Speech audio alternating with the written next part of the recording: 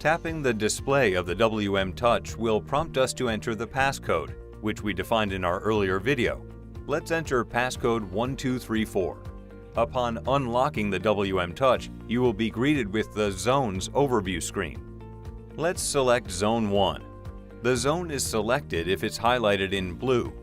When a zone is selected, we can change the level down or up by tapping here. Now let's select Zone 2. As you can see, we now have multiple zones selected. We can also mute and unmute the zone by tapping here. The WM Touch allows multiple selections to control the mute and level of a dynamic music distribution system in a single panel control. We can change the source by tapping on the Source tab found here. Within the Source screen, we will see all our project's available sources. Let's select Streaming. We have now changed the source for both Zone 1 and Zone 2 to Streaming. We can discard zones by tapping the Deselect tab found here. The dynamic routing capability within the amplifiers allows for advanced routing of audio signals, which are quickly enabled using the WM Touch. This is what the WM Touch looks like when controlling only a single zone. Level control can be changed up or down by pressing and holding this fader. We can also mute the zone by tapping the loudspeaker emblem found in the center of the fader. Sources can be accessed from the drop-down screen found here.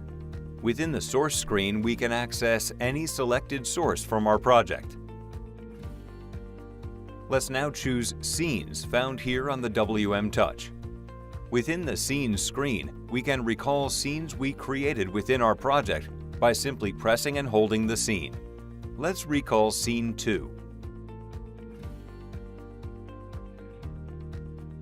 Selecting the More tab brings us to the Global System Power.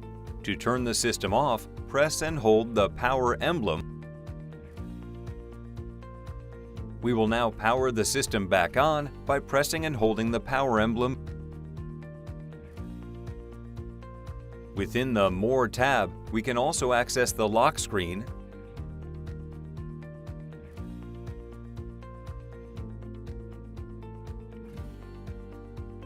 By selecting the Project Info tab, the user can view direct contact information for technical support should the need arise.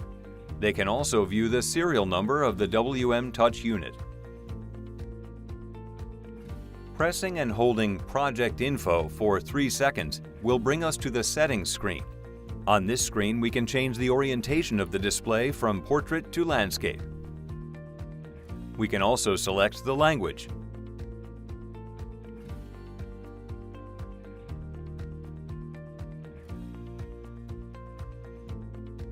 Within Settings, the user can control the screen lock timer.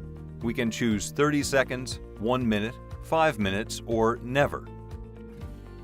When Identify is selected, the user will see the device highlighted within Armonia Plus. This helps users quickly organize multiple WM Touches within a project and allows them to select which device is the preferred host.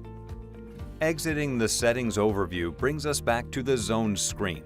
Here we can see multiple zones and below we have scenes. This is how the multi-zone screen appears when scenes have not been selected for our project. Here is how it appears with a single zone. Settings can also be accessed while the system is stopped.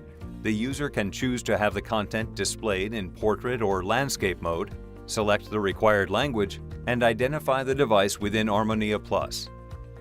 When the WM Touch has lost connection with the network, this screen will appear. Once the connection error is resolved, reconnecting the device requires Armonia Plus because the system will need to be activated again. Using PowerSoft and the WM Touch replaces most outboard gear needed to manage, shape, and share sources throughout various zones in dynamic music distribution applications.